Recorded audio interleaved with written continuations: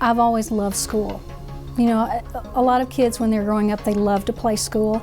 That was 24/7 for me. I loved playing school. And of course, growing up in a rural area, a little country school, a lot of my relatives were my teachers, so there's really no time to misbehave, so you might as well focus on learning. And there's just never been a time when I haven't wanted to learn, and I just love school. And I think it's just always been there. That's what I wanted to do. And then I became involved with some people who were special education majors in college. And it just hit me one day, that's what I want to do, because those children have to work twice as hard as anyone else. And when they do learn something, it's just amazing to see the looks on their faces. Every child is unique and special and different, and they learn in so many different ways. So it's always fascinating to me whenever I get new students at the beginning of the year. Some I've had 2 and 3 years, and I already know their learning style. But when I get new students, it's just fascinating for me to try to delve into how their intellect works and how they learn.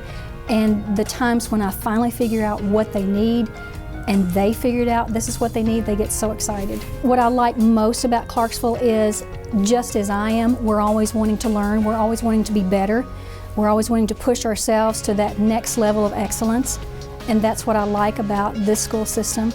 We just want to be better than anyone else. And that's what I tell my students, when you walk through that door, who knows 10, 15 years from now what you're going to become. And so I just like that aspect about our school district. Another thing I think that makes our district better than anyone else is the fact that we've embraced the STEM initiative, science, technology, engineering, and math. And I had to smile when we first started the STEM initiative, because I used to teach the CDC class, the Comprehensive Development Special Ed class. And anytime we had any kind of reading instruction, I was always pulling in math and science to go with it. So when they explained to me what STEM was, I just sort of smiled and said, I've been doing that for years anyway. So I love the fact that then we were doing it as a district. Every year I try to do at least one new thing.